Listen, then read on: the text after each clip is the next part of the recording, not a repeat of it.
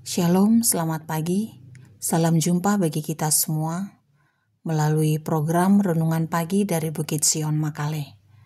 Kita akan membaca firman Tuhan dan merenungkannya pada saat ini dari Ibrani pasal 10 ayat 26 sampai ayat 31. Mari sebelum kita membaca firman Tuhan dan merenungkan firman Tuhan ini, kita berdoa. Dimuliakan nama-Mu Tuhan dalam seluruh kehidupan kami. Besar kasih setiamu kami nikmati sepanjang hidup yang Tuhan perkenankan. Kami akan membaca firman-Mu dan merenungkannya pada saat ini. Kiranya kami makin memahaminya dengan kuasa Roh Kudus dan makin rindu melakukannya seturut kehendak-Mu saja. Layakkanlah kami semua ya Tuhan. Ampunilah segala dosa kami. Kami menyambut firman-Mu ini hanya di dalam nama Yesus Kristus, Juru Selamat kehidupan kami. Amin. Firman Tuhan dari Ibrani pasal 10 ayat 26 sampai ayat 31 berbunyi demikian. Sebab jika kita sengaja berbuat dosa, sesudah memperoleh pengetahuan tentang kebenaran, maka tidak ada lagi korban untuk menghapus dosa itu. Tetapi yang ada ialah kematian yang mengerikan akan penghakiman dan api yang dahsyat yang akan menghanguskan semua orang durhaka. Jika ada orang yang menolak hukum Musa, ia dihukum mati tanpa belas kasihan atas keterangan 2 atau 3 orang saksi. Betapa lebih beratnya hukuman yang harus dijatuhkan atas dia yang menginjak-injak anak Allah, yang menganggap najis darah perjanjian, yang menguduskannya, dan yang menghina roh kasih karunia. Sebab kita mengenal Dia yang berkata, "Pembalasan adalah Hakku. Akulah yang akan menuntut pembalasan." Dan lagi, Tuhan akan menghakimi umat-Nya. Ngeri benar kalau jatuh ke dalam tangan Allah yang hidup. Amin firman Tuhan. Peringatan akan dosa. Tema renungan kita pada saat ini. Alkitab bercerita tentang dosa yang dimulai dari Taman Eden dalam kisah kitab Kejadian yang menceritakan bahwa ketika manusia tidak taat kepada Allah, tidak mengikuti peraturan Tuhan, dan tidak melakukan segala sesuatu dalam ketaatan, mulai nampak sikap untuk melakukan hal yang tidak benar di hadapan Tuhan, sebagaimana Allah nyatakan tentang kehidupan menurut kehendak-Nya saja. Maka ketika manusia mencoba-coba memberontak terhadap Allah, maka demikianlah dosa mulai menguntit dalam kehidupan manusia. Tentu hal ini kadang-kadang dimulai dengan munculnya keinginan yang sangat besar, yang kemudian kita sebut dengan nafsu, yang sama dengan Allah. Maka demikianlah yang terjadi dalam kehidupan yang terjadi di Taman Eden. Ibrani pasal 10 ayat 26 sampai dengan ayat 31 dengan tegas mengungkapkan tentang bagaimana seseorang jika sengaja berbuat dosa, setelah orang tersebut telah mengalami dan memahami tentang kebenaran sebagaimana korban untuk penghapusan dosa. Ayat 26 bacaan ini. Namun pun demikian, tentang hal itu sangat penting dipahami oleh semua orang percaya, supaya memang sangat memahami bahwa segala sesuatu yang dilakukan mesti dalam tuntunan dan kasih Tuhan seturut dengan kehendak-Nya. Maka tentu dengan apa yang dilakukan secara sengaja, terutama dengan dosa, maka semua itu tentu tidak mendapat tempat di hadapan Tuhan. Ayat 28 dan ayat 29 tentu menjadi pembanding bagi kita. Ayat 28 bercerita bagaimana jika ada orang yang menolak hukum Musa. Akhir dari semua itu adalah hukuman mati tanpa belas kasihan, disertai dengan keterangan dari 2 atau 3 orang saksi. Maka tentu lebih lagi hukuman yang berat kepada orang yang tidak menguduskan dirinya di dalam Yesus Kristus yang telah memberikan kasih karunia dalam hal keselamatan. Maka demikianlah pembanding yang diberikan oleh bacaan kita ini. Dapat kita bayangkan dan bandingkan betapa beratnya hukuman yang akan dinyatakan bagi semua orang yang menginjak-injak keselamatan yang telah dianugerahkan dalam Yesus Kristus.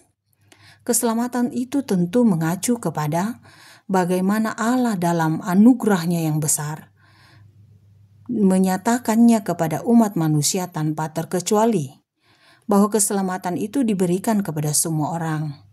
Namun pun demikian, keselamatan tersebut itu perlu disyukuri, bahwa keselamatan itu terjadi karena inisiatif Allah, sama sekali tak ada andil manusia.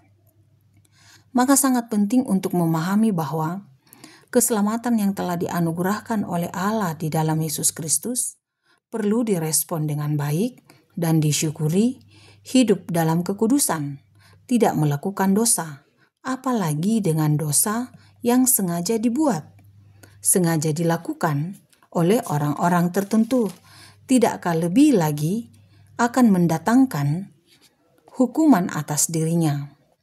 Ibrani pasal 3 ayat 12 mengatakan, "Waspadalah hai saudara-saudara, supaya di antara kamu jangan terdapat seorang yang hatinya jahat dan yang tidak percaya oleh karena ia murtad dari Allah yang hidup." Maka tentu kewaspadaan ini pun juga terjadi bagi saya dan kita semua, supaya memang dalam kesungguhan kita mengikuti segala sesuatu yang telah diatur oleh Tuhan, dan bukan justru dengan sengaja melakukan hal-hal yang tidak benar di hadapan Tuhan, yang memang kita tahu benar bahwa hal itu akan mendatangkan dosa. Hal itu tidak disukai oleh Tuhan. Banyak contoh dalam hidup kita yang memang kita tahu bahwa hal itu adalah dosa. Sederhana saja, membaca firman Tuhan dan memahami semua hal yang disukai oleh Tuhan dan semua hal yang tidak disukai oleh Tuhan. Kita belajar tentang hal ini sejak kita masih kanak-kanak. Kita diajar di sekolah minggu, di keluarga kita, oleh orang tua kita, oleh kakek nenek, oleh orang-orang di sekitar kita. Memang sudah dituntun untuk melakukan kebenaran itu sampai pada saat ini pun. Dalam usia kedewasaan, dalam usia senja, firman Tuhan disampaikan secara terus-menerus kepada kita agar memang makin menyadari untuk melakukan kebenaran di hadapan Tuhan dan bukan merencanakan dosa di hadapan Tuhan. Saya kira tidak ada di antara kita, saya dan kita semua yang mendengarkan renungan pagi ini, yang mau dihukum oleh karena dosa yang sengaja dilakukan, dosa yang sengaja diperbuat. Namun justru mestinya dalam kesadaran iman mensyukuri kasih setia Tuhan, mensyukuri pemeliharaan Tuhan, terlebih keselamatan di dalam Yesus Kristus, makin sadar untuk berbuat kebaikan dalam seluruh kehidupan ini, dan meninggalkan dosa. Bukankah upah dosa ialah maut, tetapi karunia Allah ialah hidup yang kekal dalam Kristus Yesus Tuhan kita. Roma 6 ayat 23. Nah, kita sudah paham sekali. Akhir dari dosa adalah kematian. Namun kita sungguh bersyukur kepada Allah bahwa di dalam kuasa-Nya melalui Yesus Kristus, anugerah itu Allah ada untuk memperoleh hidup yang kekal. Kita semua dianugerahkan. Karena hal itu sangat penting, maka mari saya mengajak kita semua untuk memelihara hubungan yang baik dengan Tuhan. Menjauhkan diri dari segala sesuatu yang tidak berkenan kepadanya, dan justru makin mendekatkan diri kepadanya, melakukan segala sesuatu yang menyenangkan hati Tuhan.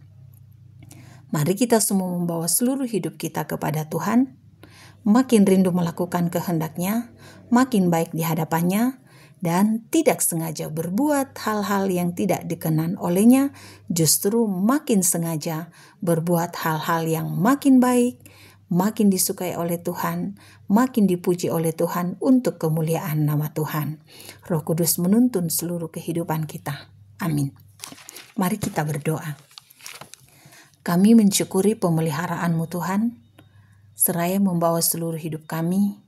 Kiranya kami dipimpin dan dikasihi oleh Tuhan, menata hidup kami. Ajari kami ya Tuhan untuk senantiasa hidup di dalam-Mu saja. Kami berdoa kepadamu di pagi hari ini untuk seluruh hidup yang Tuhan anugerahkan. Banyak hal yang kami tidak tahu dalam hidup kami. Bahkan banyak hal yang mungkin membuat kami sulit melangkahkan kaki oleh karena beratnya pergumulan. Kami menaruh harap kepadamu Tuhan. Kiranya dengan kasih-Mu kami dilepaskan dari berbagai persoalan kehidupan yang menindih hidup kami. Mampukan kami Tuhan untuk terus bertahan dengan iman kepadamu, berserah kepadamu, memohon pengasihan-Mu dalam seluruh kehidupan kami.